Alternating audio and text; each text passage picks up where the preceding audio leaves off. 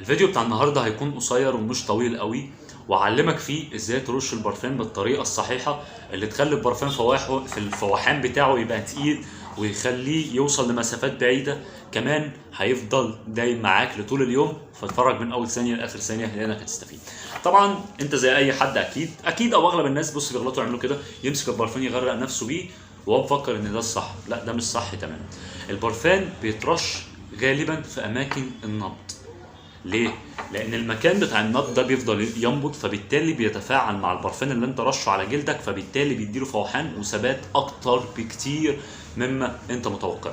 تمام، زي فين؟ زي المنطقة دي. تمام، دي ترش فيها كده اهو، كده. وعندك المنطقة دي برضو ممكن تديها رشة هنا اهو. تمام، بالإضافة للمنطقة اللي هي دي والمنطقة اللي هي دي وورا، عشان اللي ورا يشم، فبالتالي تعمل كده اهو، كده اهو، كده اهو. وكذلك برضو على الإيد التانية نفس القصة. بس دول المكانين الصح. وبرده ملحوظه، تمام، الطريقه دي جميله جدا جدا جدا، وانا انصحك تعملها في البرفانات بتاعتك لانها هتفيدك قوي. هي مش قناه عطور يا جماعه، بس عشان تبقوا انتوا فاهمين، بس انا عن نفسي معلومات بكون عارفها فبطلع اقولها لكم، لان انا شغال في محل عطور فبقول لكم على المعلومات دي. فعايزك كده تخش تاخد لك لفه في القناه، هتستفاد جدا والله. يلا سلام يا شباب، سلام.